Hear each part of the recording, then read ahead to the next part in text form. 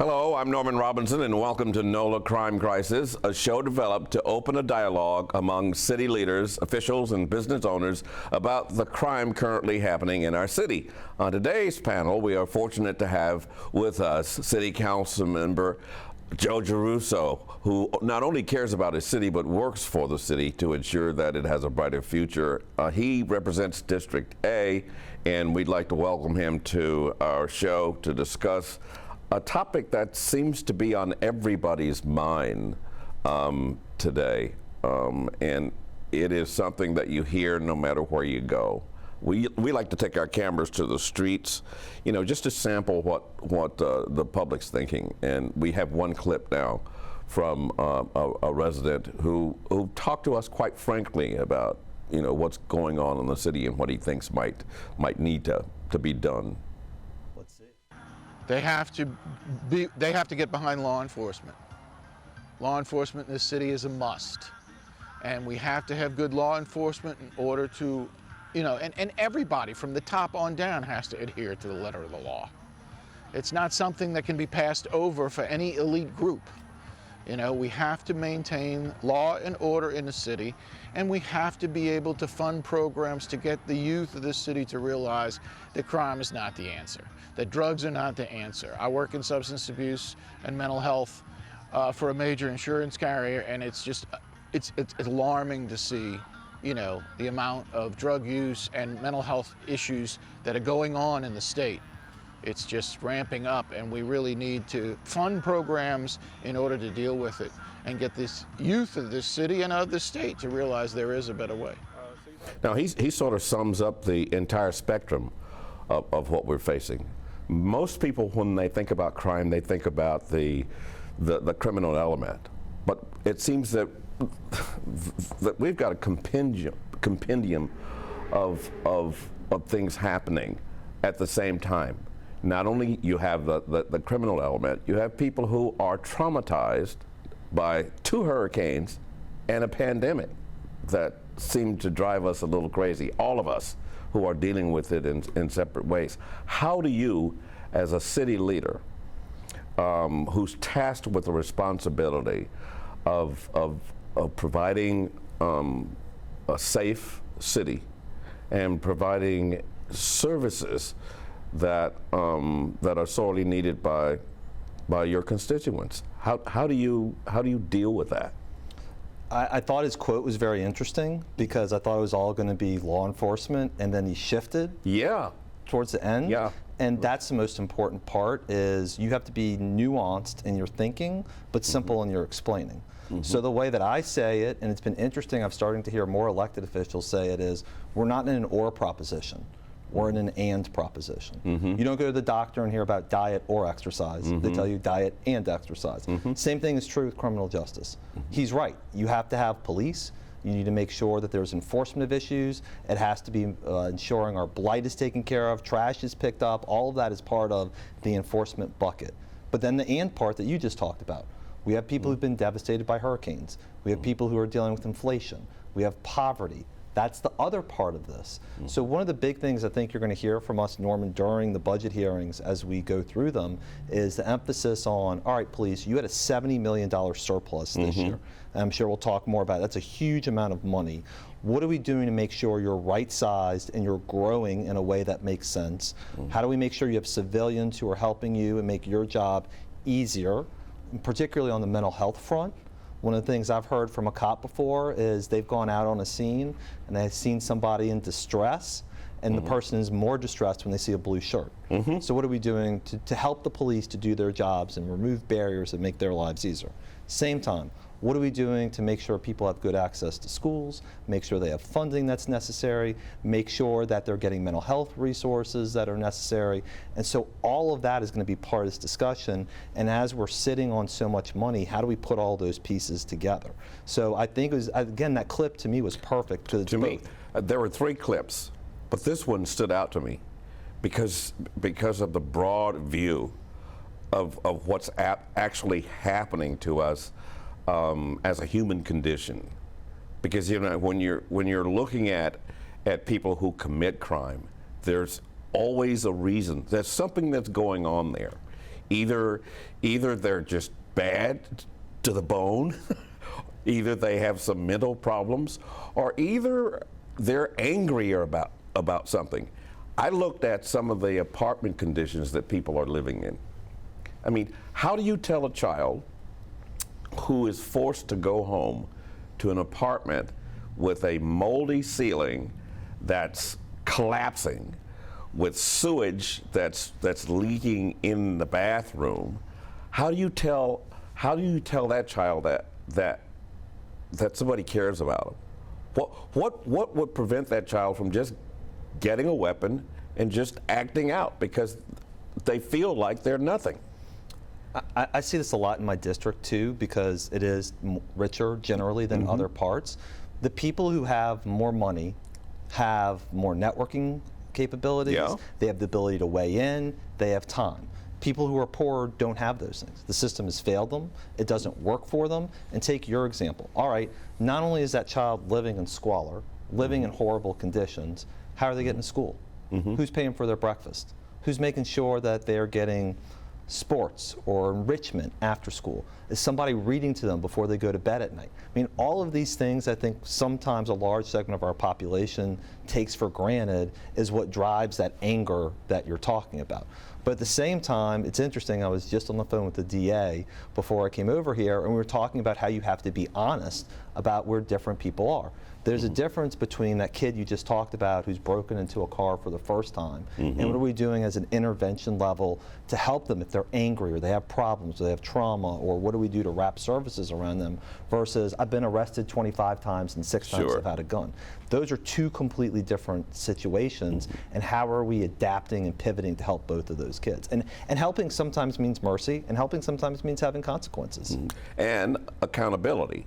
So when we talk about accountability, where does the justice system falter when it comes to accountability? Because all too often police officers have been frustrated because they arrest the same people over and over and over again, and they get virtually what amounts to a slap on the wrist, and they're back out on the street. Actually, some of them think it's a game. They think it's funny. Oh, you're arresting me. I'll be out before you get back in your car. My wake-up moment to that was early in my first term when we went to go meet with the police of the 2nd District, and they were looking through video, and they go, "Oh, there goes Joe."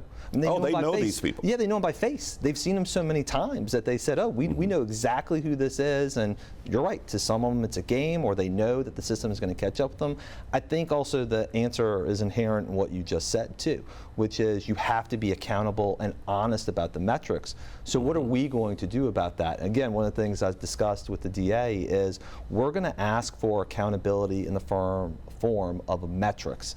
And so that way there is a publicly facing dashboard that doesn't necessarily reveal personal data, but that shows what's going on. So if you have juvenile 1 who's been arrested 1 time, are you being treated differently than somebody who's been arrested that 25 times? What's going on, and making sure that you have all of this information. So on the one hand, if the police are saying we've made the arrest, that something is happening. On the other hand, or if they haven't cleared a case, that's happening too. The only way we think to really have the accountability is to have the transparency and have those metrics measured, and then seeing what works as a result. We're talking about, what you're talking about is just establishing something that's systemic, creating a structure that covers all the bases.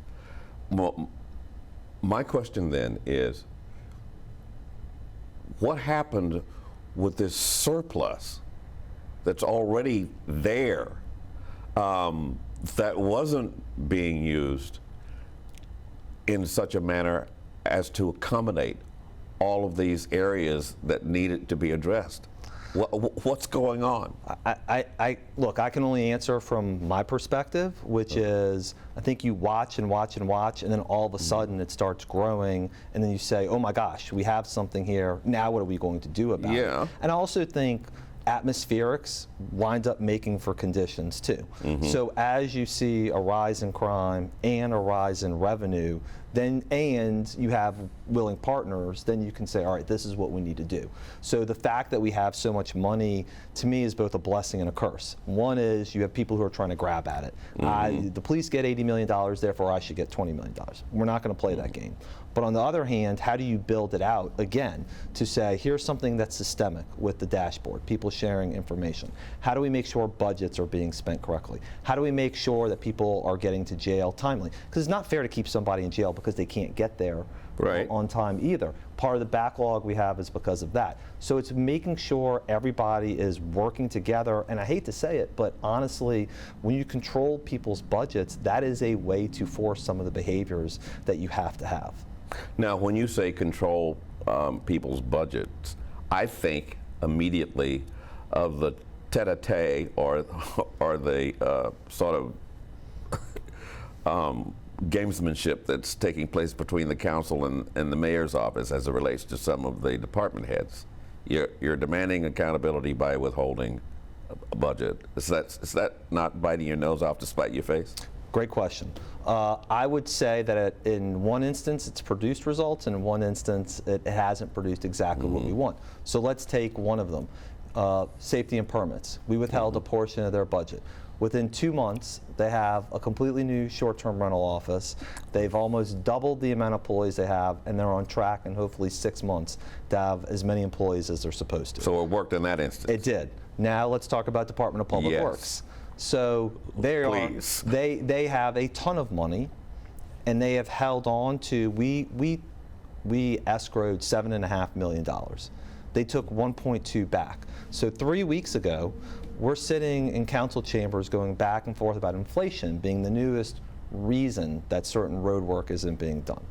So I said, well, let's go back and check how much is in escrow, because if they need to be smoothed over, we're going to help them. And I honestly expect there to be a few 100,000 or maybe $1 million left. There was 6.3. And I keep on asking DPW, well, wait, guys, we have street lights that are, we have potholes that need to be fixed, we have catch basins. How are you going to spend that money? So I say that to you because I feel like people want to view money as the panacea. Yes, of course. The cure-all. We always hear that. We don't have the funding to. Correct. But I think it's money plus management. But you need to have both. So which things. do you think is more pronounced, the money or the management? I think it depends on the department, honestly. I think there's some departments, for example, I think Park and Parkways, for example, is a really well-run department that just doesn't have enough money. They're just behind on getting things cut and done, and so they're a place that lacks resources. I don't know how you can look at us and say, you are going to, for DPW now. Remember, the argument was, you're going to slow us down. This is going to be terrible. I remember that. Right? Well, you've had 6 months. Come to us and tell us what you want. We gave the money back to safety and permits as soon as they came to us with a good plan that was built out. Here it's, well, we're trying to do this. And in fairness to DPW, I feel like one of the issues now talk about management. When we first came into office, they had an interim director. He left. We got a new director. He left. We got a new interim director. He's gone. I'm on my 4th DPW director in almost as many years. It's hard to have the type of continuity that you really want when you have so many different people in positions. So clearly that's a management problem. I view it that way. So to what degree do you attribute the crime problem to management? I think there's both. Okay. And again, let's talk about the money aspect.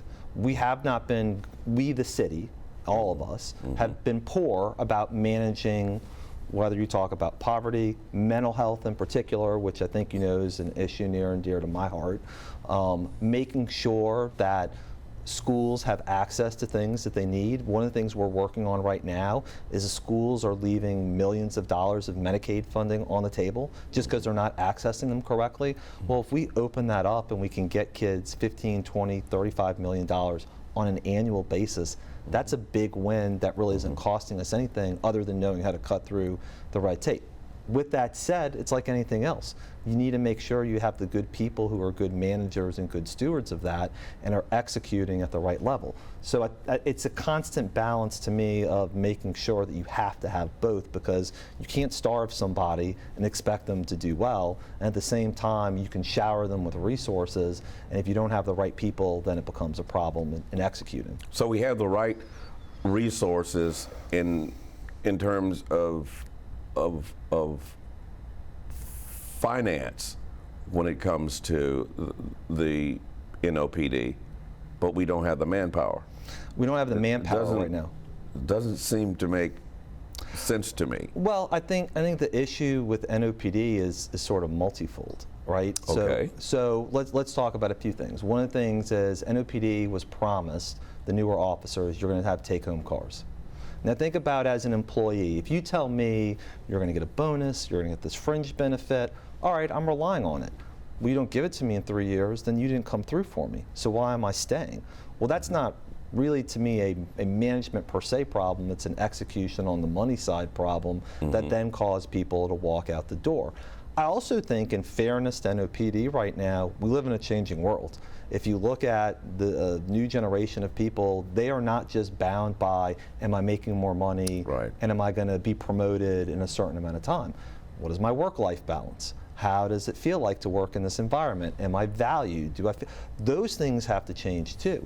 So it's the same thing that happens in corporate America. You know, sometimes that's on my list of questions.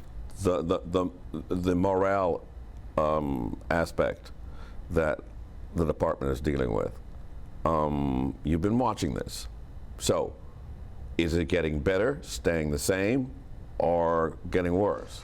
I think it's staying the same. Look, I think you had these inflection points where things are hard. I mean, you heard again in the clip, whether or not you have appreciation is a really hard thing. Yeah, that's a big deal. It is. And look, take it for other city workers too. I mean, we can beat up on Sewage and Water Board all day long, but you have a lot of people in that place who care about it and want it to succeed. Take police officers, firemen, women who are risking their lives, working hard, and to tell them that your work is devalued is dehumanizing and very hard to hear, and it hurts their morale. So I do agree that we have to tell all city workers, we value your work and we appreciate what you're doing. At the same time, we need to make sure that people are being promoted the right way. We need to make sure they have the equipment they need to function. Same thing, again, go back to your example about the little boy who's living at home and they have the mildew and the sewage is running. Well, if NOPD is having problems where they don't have a color printer, or the facility looks terrible, or I don't have my take-home car, same thing applies to them too. So we have to improve those things, and some of them involve money, some of them involve better process, some of them just involve making sure that people's needs are being met in order to be able to do their jobs. I talked to some people who used to take pride in the fact that they are residents of New Orleans, and when they would go places, they would proudly say, I'm a New Orleanian, and now they're sort of hesitant about acknowledging their place of residence. They don't feel so proud to be from New Orleans anymore. You are one of the city leaders.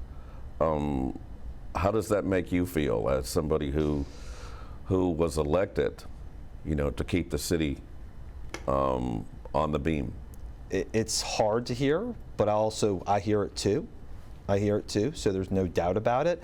I think the danger is doing one of two things, each of which is wrong by itself. There's no problems, everything's fine, or there's something else to blame. We have to be very clear that that's not fair. And then everything is terrible, nothing works correctly. That's not right either. When you have businesses that are investing real money in the city, look at the LC-MC two-lane merger, for example. The huge influx of money by Ochsner at Delgado. Businesses aren't investing because they love something, they're investing because they plan on making money on what's happening. That makes sense. So what I think is you need to do two things. You need to be a fair critic and you need to cheerlead. And sometimes that's telling people you're too down and you're being unfair about this. And let's talk about this as being a positive and a good thing, or something, unfortunately, that isn't covered maybe as much as you think it ought to be. And then also here's something that's bad, and now we need to recognize it, and how do we use our resources to fix it? Now, we're at 221 murders, and I think that ties our total murder count for the year 2021. So it's probably clear that we're going to surpass last year's murder rate. What do you think is behind all of the murders that we're experiencing? Is it because there's so much anger out there? Or is that? I think anger is a piece of it, but I also think you got to drill down on where it's happening and why it's happening in those areas. So I look at the numbers just as you did, and actually I made a presentation to a neighborhood group to show them in District A you're safer than any other part of the city. But what was eye-opening is you're safe by a factor of way more than I would have anticipated. Oh. Yeah, so the last time I looked, there were about 11 murders in District A for this year. There were roughly 44 or 45 in districts B and C, I think a little over 50 in D, and 72 in District E. So you're almost 7 times more likely to be murdered in District E than you are in District A. Now, does that tell you something about the finances of the residents in those districts? I think you find most of the people on the lower end of the financial spectrum were moved to District E following Hurricane Katrina. So that tells me that some resources need to be out there. I agree with you 100%. And look, as a district council member, it's extraordinarily tricky for me because I got elected by a constituency that says we're entitled to these things and we want our services delivered to them. And at the same time, having been with former council member Nguyen and current council member Thomas out to District E, it is eye-popping what you see there. I mean, there are parts of my district that look forlorn and in terrible shape, particularly in Holly Grove and in Dixon. People in Lakeview and Uptown would not tolerate. But when you drive around in District E and you see a toilet on the side of the road, when you see sanitation just has not been there for weeks. And again, I think it speaks to my earlier point about, you talk about richer or poorer neighborhoods. Richer people aren't going to, either they're going to pay for it to be done themselves, they get tired of it, or they make so much noise that it gets taken care of. And poorer neighborhoods, again, going back, it all feels like we're tied back to your little boy example. Well, yeah, it seems to make common sense to me. If it makes common sense to me and I'm just a person on the outside looking in, why doesn't it register immediately with the people who can do something about it? Well, again, I think there's lots of issues there. One is politics gets involved frequently. I mean, as I just told you, I think you need people who are willing to say, hey, these are our resources and this is how we have to use them, and we have to work together. I mean, that's the bottom line. We can't get into the... And we're not doing that. And I wonder how much that influences the general public to see politicians, our city leaders, fighting each other. Isn't that sort of like exacerbating this mentality of volatility, of hostility, of aggression? I think the answer is it certainly can, and I think 2 things. One is certainly our words are important when you're either fighting or debating. So I want to do my level best if I disagree with another elected official to attack an idea and not the person. And so I think you got to be very, very careful with that, is even if you feel like you've been personally attacked, brush that off and move by. But that doesn't always happen. Let's just be honest about that. Well, no, we can see that. Right. We can see many examples of that not happening. But at what point do you think it will happen? I mean, how bad do things have to get before elected officials like yourself decide that we have to form a workable coalition and move in the same direction if we're going to save this city? I hope things don't have to get bad. What people have to change is 2 things: their trust in each other and their communication. And if both of those remain bad, then you're always going to have the conflict, because you're going to assume the worst in somebody's intention and their faith. So, and again, I'm not picking on anybody, but in saying this, if you don't tell me something and then you announce it publicly and then expect me to go along with it, that's a much bigger lift than, hey, we've been discussing this for weeks or months, and I agree with A and B, but I can't get on board with C, and we have the mutuality to understand that. I think that communication piece is so key. I think that's the number one piece to putting all this together, to putting this puzzle together, this communication, and sort of dialing back the hostility, and kind of working as if you are trying to solve a problem for the common good, as opposed to working on your success or failure in your next election campaign. Well, I always tell people I believe very strongly in that Eugene ONeill quote: "A true friend stabs you in the front." If I'm coming for you, you know it. Okay. Right? And so it's been and look, I learned this in practicing law and learned it the hard way. Pick up the phone. Hey Norman, I know you just sent me this email. Did you really mean to put it that way? Was this really what you're trying? Did your client want you to do this? I did it today with somebody. I won't tell you what the issue is, but I just picked up the phone. We made so much more progress in a 4-minute, 37-second phone call than we had trading emails over 2 weeks. So I think that is the most important part, is where you can say, and then also within that confines, you got to be candid with each other and tell somebody, look, again, this is where I agree with you. This is where maybe I have some difficulty. This is where I can't be with you, and we can make that okay. We're not enemies. The other thing too, remember, that at least drives me crazy is we're not like Congress, where you have people from all these different political parties, and it's good political points to bludgeon each other for your fundraising purposes. Every elected official on the city council, on the executive branch of government, we're all Democrats. So philosophically, we all should be on the same page. So we'll be watching to see what happens in the future. As we close, are you optimistic that things will get better? I'm optimistic, and I'll tell you why, is because I do think we have a real chance with all this money that we have. Okay. We have a huge surplus, we have ARP money, and I think you have willing people who sit down and want to put all those pieces together to create a better New Orleans. All right. Councilman Joe Giarrusso, thank you for spending time with us. Thank you for having me. You're welcome. We would like to thank you for joining us on NOLA Crimes Crisis.